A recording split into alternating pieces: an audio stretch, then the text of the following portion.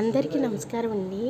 మామూలుగా మనం sweet corns కానీ మామూలు కండీలు కానీ తెచ్చినప్పుడు ఒక 2 డేస్లో అవి బయట పెట్టామన్నా లేదంటే ఫ్రిడ్జ్లో పెట్టినా కూడా అవన్నీ ఒడిలిపోయినట్టు అయిపోతాయండి. నెక్స్ట్ డేకే గింజలన్నీ కూడా ఒడిలిపోయేటట్టు, అలాగే మధ్యలో గీతలాగా వస్తుంది. ప్లస్ కండి అనేది ఫ్రెష్గా కూడా ఉండదు. అలా కాకుండా ఒక 20 రోజులు, నెల రోజులు మనకి ఎంతో ఫ్రెష్గా ఉండాలంటే ఈ టిప్ ఫాలో అవ్వండి.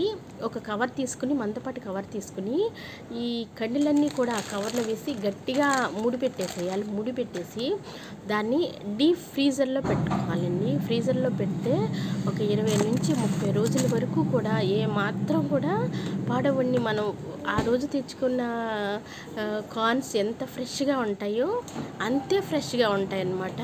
నేను ఇప్పుడు అవి డీప్లో పెట్టి 20 డేస్ అయ్యిందండి. 20 డేస్ అయ్యింది. ఇప్పుడు నేను మీకు తీసి చూపిస్తాను. కాకపోతే కొంచెం కొద్దిగా ఐస్ అనేది ఏర్పడుతుందండి. ఆ కండి చూసారి నేను బయటికి తీస్తున్నాను. ఆ పీల్ అంతా కూడా తీసి మీకు చూపిస్తాను. ఒక్క గింజ కూడా ఒడిలిపోలేదండి. మామూలుగా అయితే గింజలు అనేవి ఒడిలిపోయినట్టు మధ్యలో గీత పడిపోయి అసలు ఫ్రెష్గా ఉన్నట్టు ఉండవన్నమాట. కానీ డీప్లో పెట్టుకుంటే ఏ మాత్రం కూడా అప్పటికప్పుడు తెచ్చిన కండిలాగా ఫ్రెష్గా ఉన్నాయన్నమాట. చూడండి, నేను మీకు తీసి చూపిస్తాను. బాగా చల్లగా ఉండేసరికి కొంచెం తీయటానికి ఇబ్బందిగా అనిపించిందండి.